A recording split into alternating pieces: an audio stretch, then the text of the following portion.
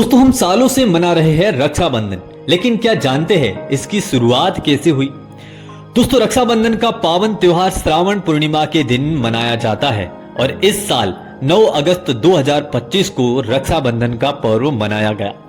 दोस्तों ये तो सभी जानते हैं कि राखी का पर्व भाई बहन को समर्पित होता है, लेकिन इस पर्व की कहानी क्या है इसके बारे में कम ही लोग जानते होंगे।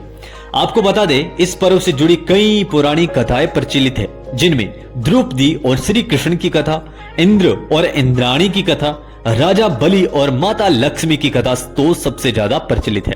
इसके अलावा रानी कर्णावती और सम्राट हुमायूं की कहानी इस पर्व के महत्व को और भी ज्यादा बढ़ा देती है। चलिए जानते हैं राखी के त्योहार से जुड़ी इन सभी कथाओं के बारे में विस्तार से। आइए बात करते हैं रक्षाबंधन से जुड़ी द्रौपदी और श्री कृष्ण की कथा के बारे में। रक्षाबंधन से जुड़ी इस कथा के अनुसार एक बार भगवान श्री कृष्ण के हाथ में चोट लग गई थी, जिससे लगातार खून बह रहा था।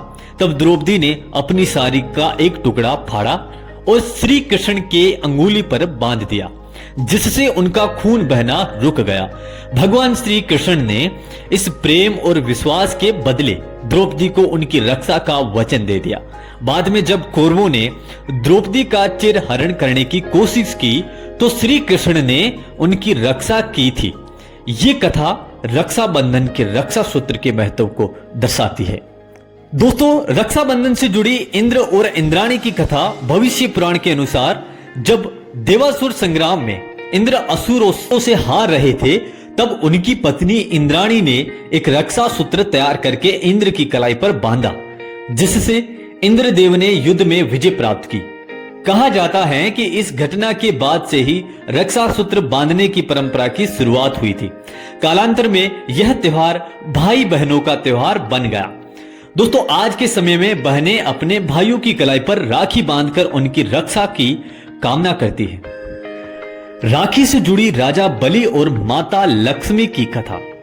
विष्णु पुराण के अनुसार जब भगवान विष्णु ने अपने वामन अवतार में राजा बलि से 3 भूमि मांगी, यानी 3 पग भूमि मांगी और उनका सारा राज्य ले लिया, तब बलि ने भगवान विष्णु को अपने साथ रहने का अनुरोध किया। तब माता लक्ष्मी ने बलि को राखी बांधकर उन्हें भाई बनाया और श्री हरि विष्णु भगवान को वापस वैकुंठ ले गई। दोस्तों रक्षाबंधन का ऐतिहासिक महत्व क्या है? ऐतिहासिक जनश्रुति के अनुसार रानी कर्णावती ने अपने राज्य पर हो रहे आक्रमण से रक्षा करने के लिए मुगल सम्राट हुमायूं को राखी भेजी थी और हुमायूं ने भी इसे स्वीकार कर रानी की रक्षा का वचन दिया था।